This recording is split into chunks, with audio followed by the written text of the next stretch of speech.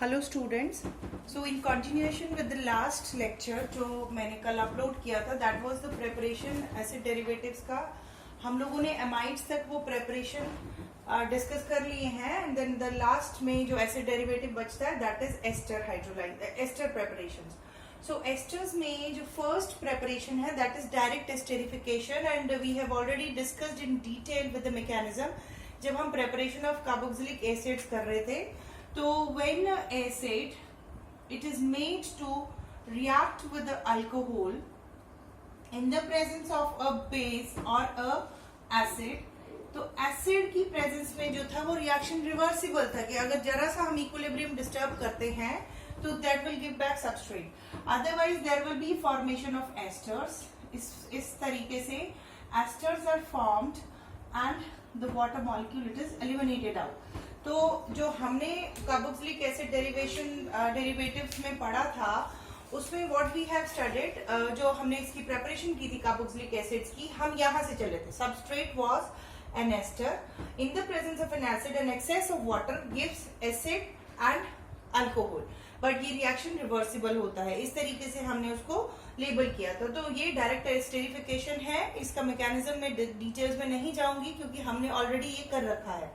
Then इसमें second है कि जो एसिड डेरिवेटिव्स होते हैं एंड एसिड डेरिवेटिव्स में भी एसिड हैलाइड्स, जिसमें हम स्पेसिफिकली एसिड क्लोराइड्स की बात करते हैं, या acid anhydrides. So acid halides और एसिड एनहाइड्राइड्स में if they are made to react with alcohols, so they also give the same product alcohols की प्रेजेंस में।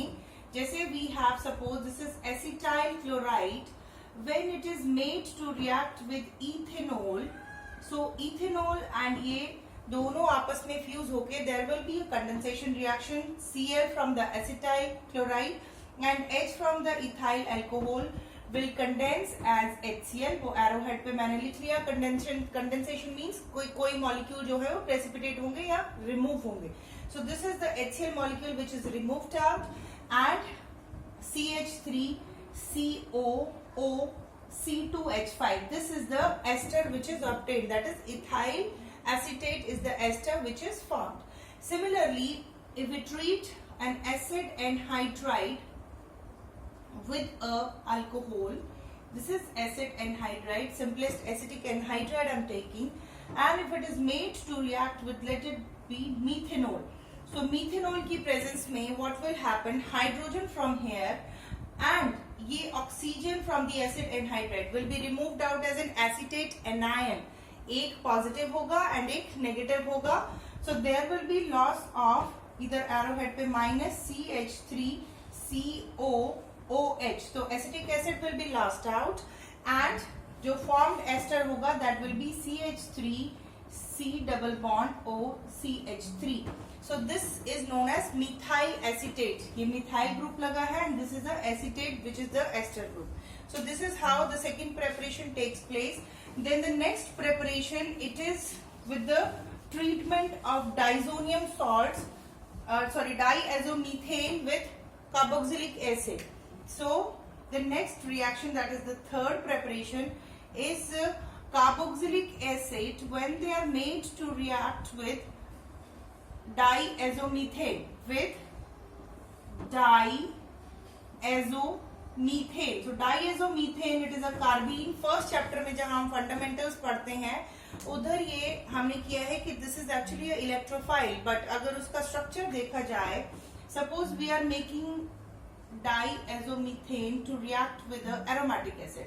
अब वो aromatic हो चाहे aliphatic हो, both can take part in the reaction। it is not कि ये मतलब यहाँ पे aromatic ही होना चाहिए, ये acid जो है वो कुछ भी हो सकता है। so this is benzoic acid when it is made to react with, this is diazomethane N2।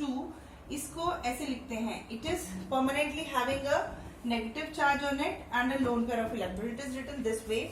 और जो N2 है, N2 को भी अगर थोड़ा सा elaborate करके लिखे तो this will be N, this N will carry a lone pair which is neutral and the nitrogen which is having 4 bonds will be written as a positively charged nitrogen। so overall the molecule it is neutral, but there is charge separation within the molecule. That carbon, it is carrying a negative charge, and nitrogen, it is carrying a positive charge. So when this is removed, so when this is made to react with any acid, यहाँ से जो hydrogen है, that hydrogen will be transferred to this CH2 negative.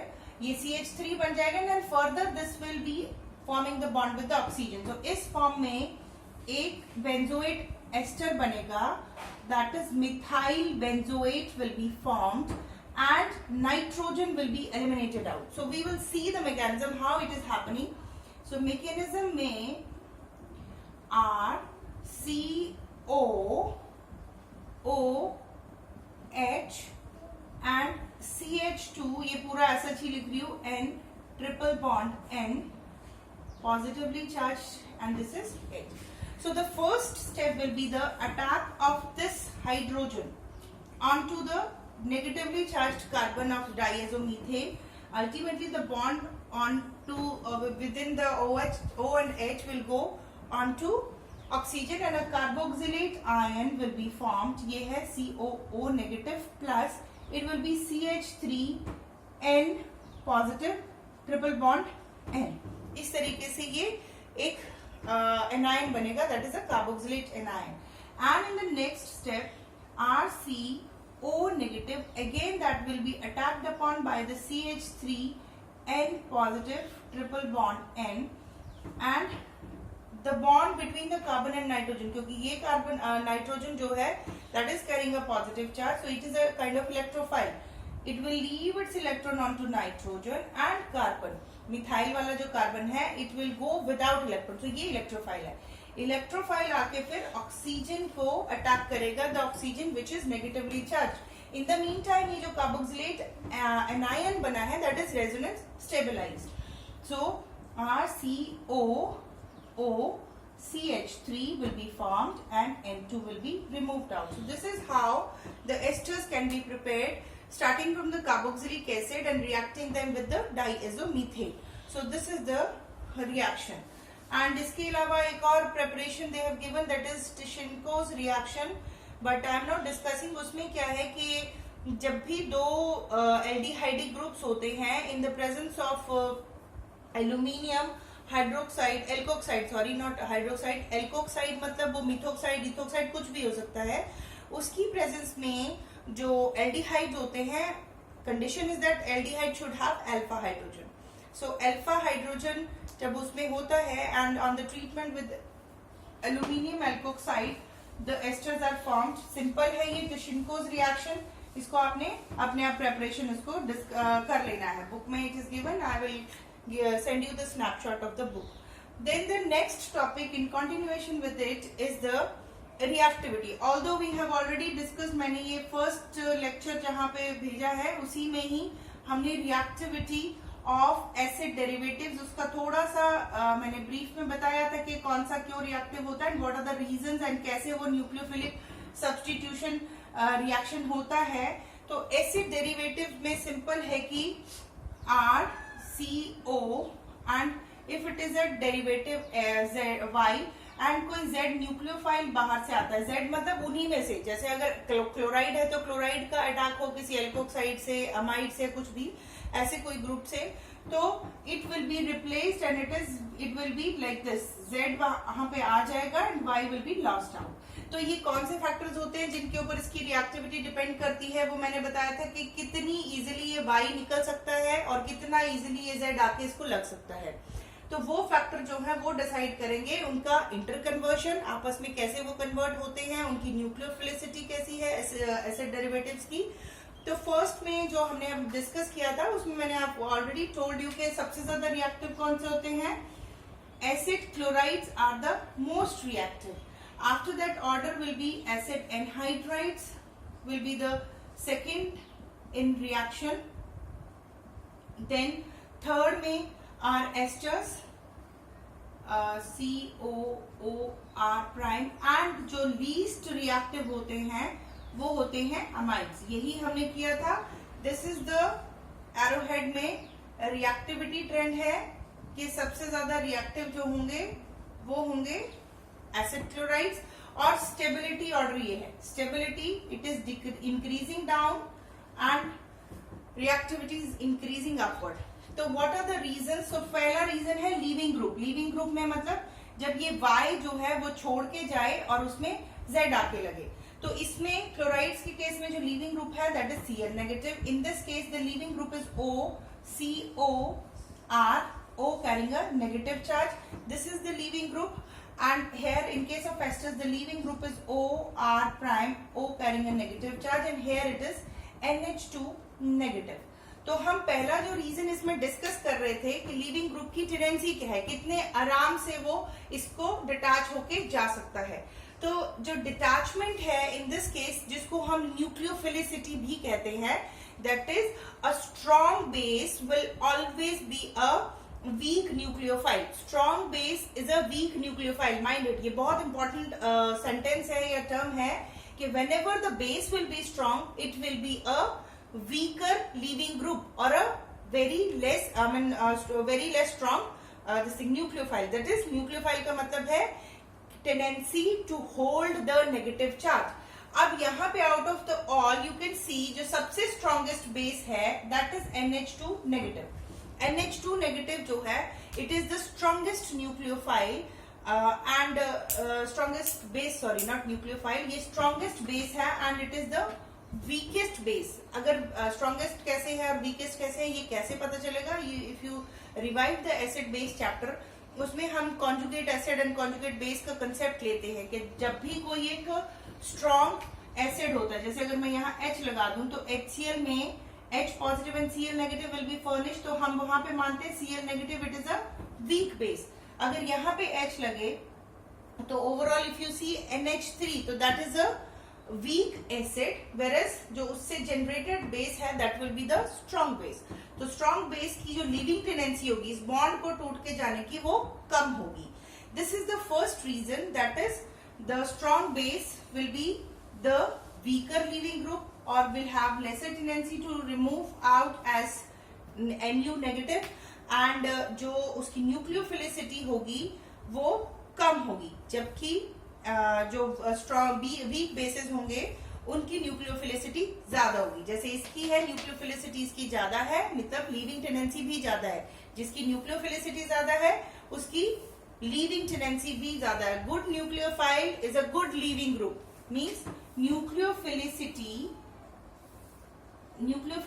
का मतलब है tendency to hold the negative charge is directly proportional to the leaving tendency और the leaving group. It will be a good leaving group. And जो strong base है, दो चीजें, strong base it is having inverse tendency of leaving. This you have to keep in mind. और इनमें सबसे ज्यादा strong base होता है NH2 negative, then it will be OR negative, that is alkoxide ion, then it will be ester anion, then it is a Cl negative or any halide group. This is the first factor on which the reaction it is dependent. जो second है that is resonance stabilization. So resonance stabilization में if you look at RCONH2 group, so they are more resonance stabilized than any other acid derivative. उसके पीछे reason क्या है? lone pair of ammonia in this case can be easily given in the resonance, unlike Cl जो बहुत reactive है, single bond है और वो बहुत रिएक्टिव होंगे.